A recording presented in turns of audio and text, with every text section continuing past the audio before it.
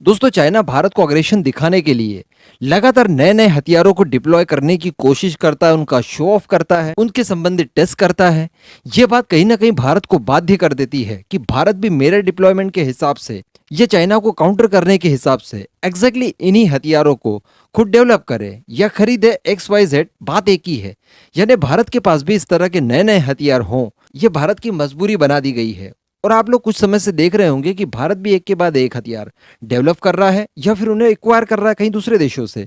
तो ये भारत के लिए कहीं ना कहीं एक अच्छी बात है, क्योंकि भारत की ताकत इस वजह से लगातार बढ़ती जा रही है। चाइना के मामले में हम लोग कहीं भी फीके नहीं पड़ रहे हैं। अभी कुछ समय पहले ही मैंने एक वीडियो बनाकर बताया था कि भारत की K5, जिसके ऊपर DRDO लगातार काम कर रहा था उसको डेवलप करने के लिए, लेकिन चाइना के अग्रेशन के बाद पिछले 2 सालों से उसका काम इतना ज्यादा तेजी से किया कि आज वो मिसाइल पूरी तरह से कंप्लीट हो चुकी है और कभी भी उसका टेस्ट किया जा सकता है। यानी यहाँ पर भारत के ऊपर प्रेशर जो बिल्डअप हुआ है, वो प्रेशर को भारत महसूस कर रहा है और उसके हिसाब से ही काम किए जा रहे हैं। इसी के साथ साथ आप एयर डिफेंस सिस्टम को ले लीजिए। भारत ने S-400 तो खरीद ही लिया है, साथ में जो हमारे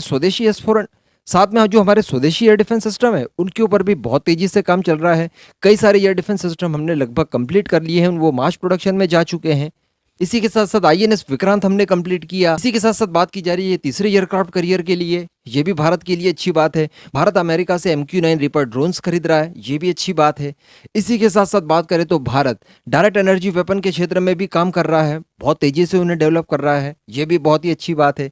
इसी के साथ साथ बात की जाए तो हमारे जो BMD सिस्टम है उसके ऊपर भी काम बहुत ही तेजी से चल रहा है। और देखा जाए तो हमने इसी बीच बैलिस्टिक मिसाइल ट्रैकिंग शिप को डेवलप किया, उसको डिप्लॉय किया।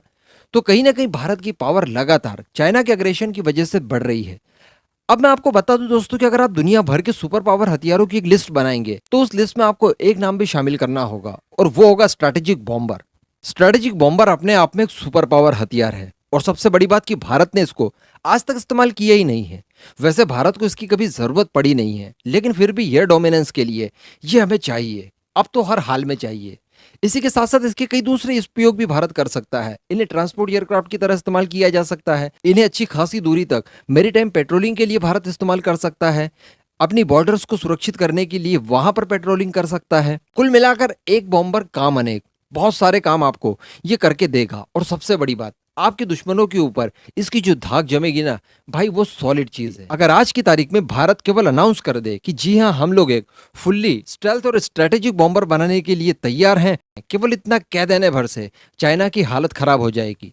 अभी दोस्तों कुछ ही दिन पहले एक खबर निकल कर आई थी कि चाइना के कुछ बॉम्बर्स, हालांकि ये बॉम्बर्स काफी पुराने हैं, जिनका नाम है H-6, और इनकी कोई गारंटी नहीं, ये सोवियत यूनियन के बॉम्बर्स की कॉपी है और इन्हें बड़ी आसानी से निपटाया जा सकता है। ये भारत है, ताइवान नहीं है। अगर भारत की टेरिटरी के अंदर घुसने की कोशिश करता है तो डेफिनेटली इन्हें मार गिराया जाएगा, और बड़ी आसानी से मार गिराया जाएगा। तो ऐसी कोई चिंता वाली बात नहीं है। लेकिन फिर भी भारत के ऊपर एक मेंटली प्रेशर बिल्डअप करने के लिए चाइना ने इन्हें LSC से लगे हुए एरियाज में डिप्लॉय कर रखा है, वहां पर इसको उड़ाया भी गया, इस तरह की भी खबरें निकल कर आई है।